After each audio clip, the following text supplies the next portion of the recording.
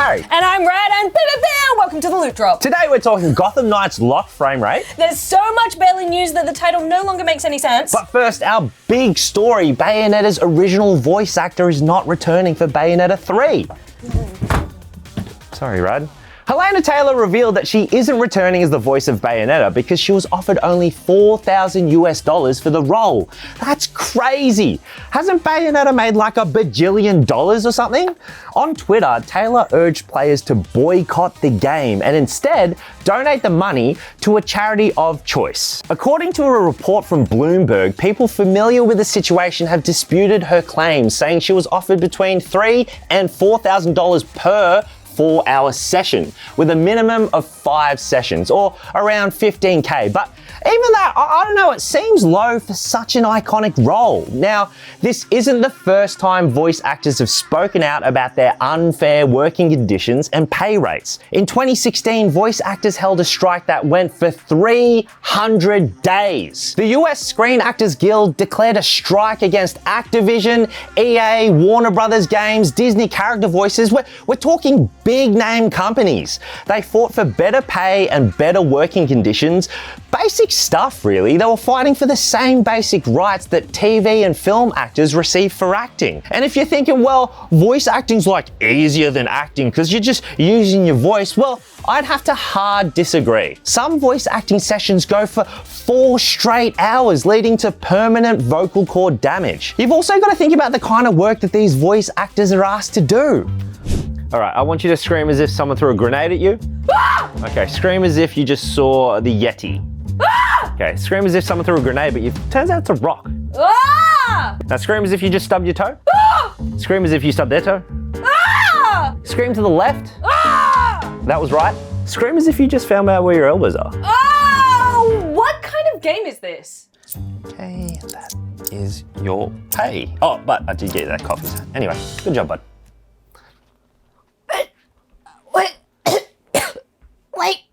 Sometimes they're just screaming, just straight up screaming over and over. Think about what the vocal cords of the voice actors for a game like DBZ Fighters go through.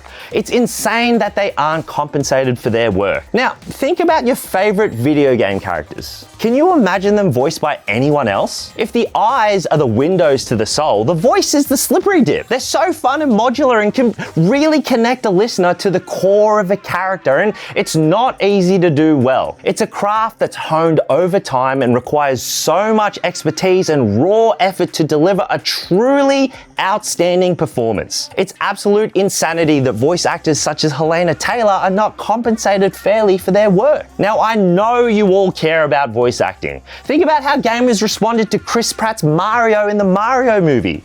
But the thing is, even if that movie tanks, Chris will still walk away with like $1 bajillion. Professional voice actors rarely get compensated this much, but they put in the same blood, sweat, and tears to bring our favorite video game characters to life. Jennifer Hale, the new voice actor for Bayonetta 3, responded to Taylor's boycott.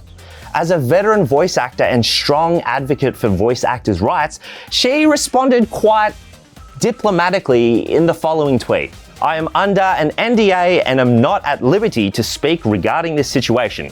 My reputation speaks for itself. I sincerely ask everyone to keep in mind that this game has been created by an entire team of hardworking, dedicated people. I hope that everyone involved may resolve their differences in an amicable and respectful way. Wherever you stand on boycotting Bayonetta 3, I think we can all agree that voice actors deserve recognition for their hard work.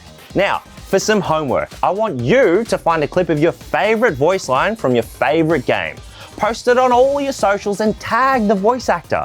Let them know how much you love their work, and I bet you'll make their day. Oh, after all that, my voice is a bit shredded. I think I'm gonna give it a rest. Oh. Couldn't be me, not me.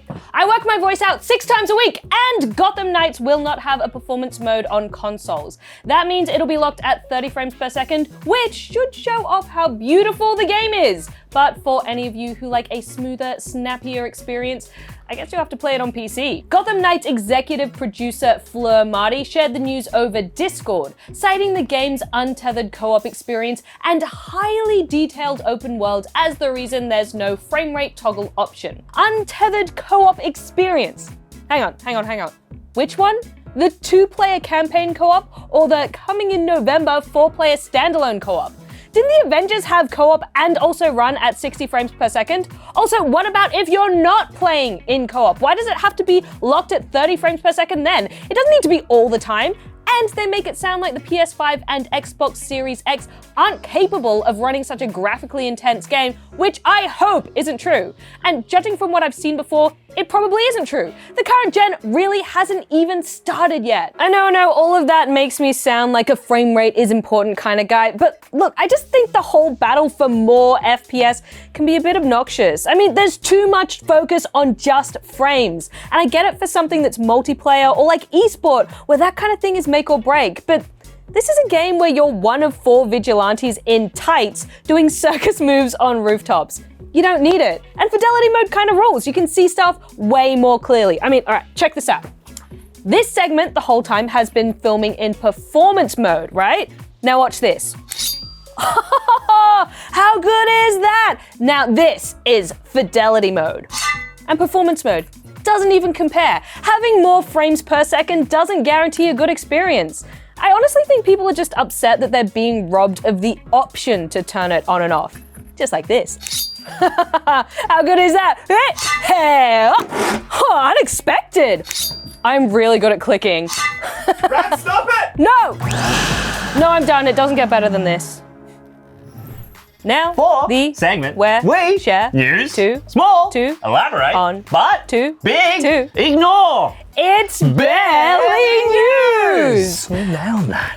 So good. Overwatch 2 reached 25 million players since launch, which makes sense. Felt like all of them were queuing at the same time when I tried to play.